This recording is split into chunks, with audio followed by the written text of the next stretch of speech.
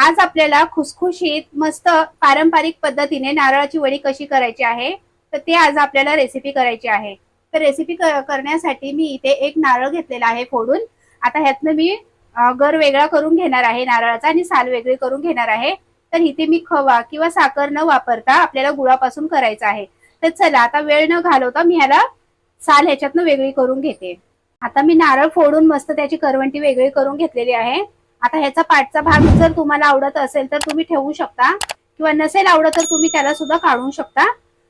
आणि जास्त वेळ न घालवता अगर तुम्हाला पूर्णपणे नारळ वेगळा करायचा असेल तर तुम्ही काय करा, 15 ते 20 मिनिटं गरम पाण्यामध्ये नारळ उकळवून घ्या.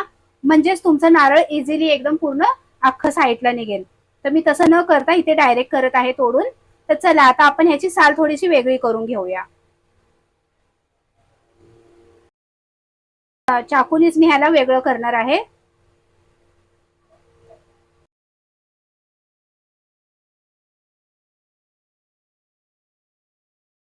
अशा प्रकारेच मी आता पूर्ण साल काढून घेणार आहे. तर बघू शकता आता पूर्ण खोबऱ्याची मी असे साल पूर्ण काढून घेतलेली आहे अशा प्रकारे. तर जितकं तुम्हाला इझी वाटतं ना की आपण खोबऱ्याची साल झटपट काढू शकतो, तर तसं होऊ नाही शकत. मला कमीत कमी 10 मिनिटं ह्याची साल काढण्यामध्ये गेलेले आहेत. त्यामुळे मी सांगते की तुम्ही 15 ते 20 मिनिटं नारळ चांगलं शिजवून घ्या. त्याच्यानंतर तुम्ही फोडल्याच्या नंतर इझिली नारळ पूर्ण बाहेर निघतं. आणि ज्या प्रकारे आपण बटाटे सोलतो त्या प्रकारे आपण त्याला सोलून सुद्धा पटकन घेऊ शकतो. तर चला आता ह्याचे मी बारीक काप करून ह्याला मी मिक्सर मध्ये ह्याचं खव करून घेणार आहे. तर बघू शकता आता नारळाचा मी असं चांगला किस करून घेतलेला आहे, म्हणजेच खव करून घेतलेला आहे. तर ह्याला मी मिक्सरला बारीक करून घेतलेला आहे. तर जास्त बारीक किंवा जास्त जाड न राहता एकदम मस्त ह्याचा मस्तपैकी ह्याला मी खवून घेतलेला आहे. तर तुमच्याकडे वेळ असेल तर तुम्ही ह्याला खिसणीच्या साहाय्याने खिसून सुद्धा शकता. तर चला आता आपण पटकन ह्याला ह्याची सुरुवात करूया. बघू शकता आपली कढाई चांगली आता गरम झालेली आहे. त्याच्यामध्ये मी 1 चमच तूप टाकून घेणार आहे. 1 चमच मी ह्याच्यामध्ये तूप टाकून घेतलेला आहे. आणि त्याच्यामध्ये आता आपण नारळाचं खव पण टाकून घेऊया.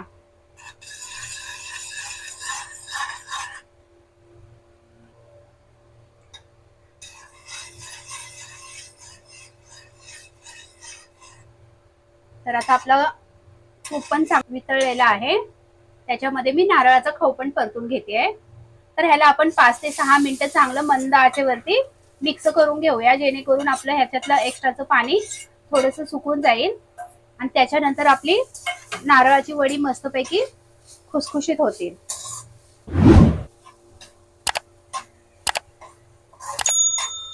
तर आता ह्याला मी 5 मिनिटं असंच मंद आचेवरती मिक्स करून घेणार आहे. तर बघू शकता मी 5 ते 6 मिनिटं ह्याला मस्त असं परतून घेतलेलं आहे. आता आपण ह्याच्यामध्ये गुळ सुद्धा टाकून घेऊया. तर मी इथे गुळ बारीक असं कट करून घेतलेला आहे, ह्याच्यामध्ये आपण टाकून घेऊया. आता हे पूर्ण गुळ आणि हे खोबरं आपलं चांगलं मेल्ट झालं पाहिजे, म्हणजे मिक्स करून झालं पाहिजे. आणि गुळाने कसं आहे थोडंसं पाणी पण सुटतं, ते पाणी सुद्धा सुकलं पाहिजे. तर ह्याला आता आपण 5 ते 6 मिनिटं परत एकदा असंच परतून घेऊया. आता 5 मिनिटं मी चांगलं ह्याला मस्तपैकी असं परतवून घेतलेलं आहे. आणि ह्याच्यातलं आपलं गुळ सुद्धा मस्त वितळलेला आहे, दोन्ही एकजीव झालेला आहे. आता आपण ह्याच्यामध्ये वेलची पूड आणि थोडंसं मिल्क पावडर टाकूया, म्हणजे त्याची बाइंडिंग ना एकदम अशी मस्त येते. आपल्याला ह्याच्यामध्ये खोवा वगैरे टाकण्याऐवजी ना, तर मी ह्याच्यामध्ये मिल्क पावडर टाकणार आहे.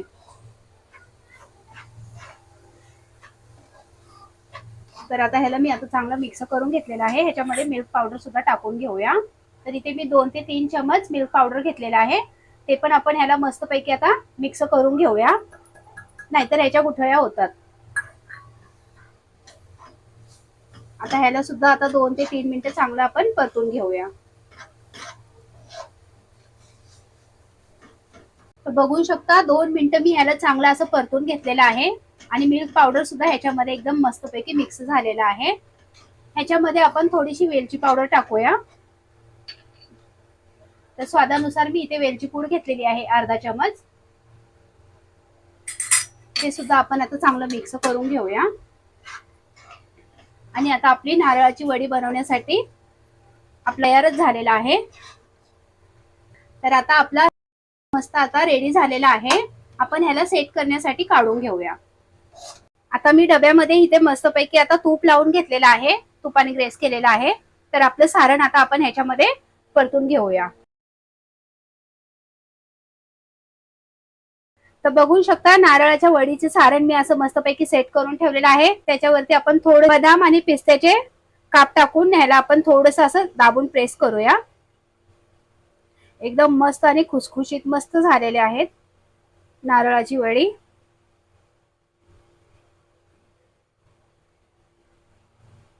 तर ह्याला आता मी थोडंसं प्रेस करून असं दाबून घेणार आहे. तर आता ह्याला मी 2 तास आहे ना फ्रीज मध्ये सेट करण्यासाठी ठेवणार आहे.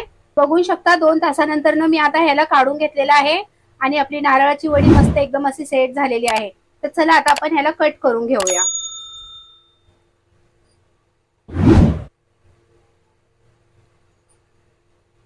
तर मी इथे चौकोन आकारामध्ये ह्याला कट करून घेणार आहे.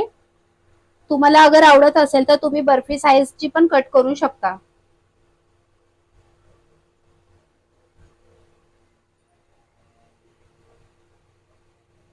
शकता आता नारळाची वडी मी अशा प्रकारे कट करून घेतलेले आहेत. तर मी चौकोन आकारामध्ये कट केलेले आहेत. तुम्हाला जसं आवडेल तसं तुम्ही त्याचा आकार करू शकता. तर फक्त एका नारळमध्ये असं मस्तपैकी आपल्या एवढ्या साऱ्या वड्या तयार झालेल्या आहेत आणि एकदम खुसखुशीत आणि मस्त झालेल्या आहेत. मी तुम्हाला थोडंसं तोडून सुद्धा दाखवते. तर बघू शकता एकदम मस्त आपली नारळ वडी झालेली आहे. आणि नारळाची वडी कशी वाटली ते तुम्ही कमेंट करून सांगा. लाईक करा, शेअर करा आणि सबस्क्राईब करा.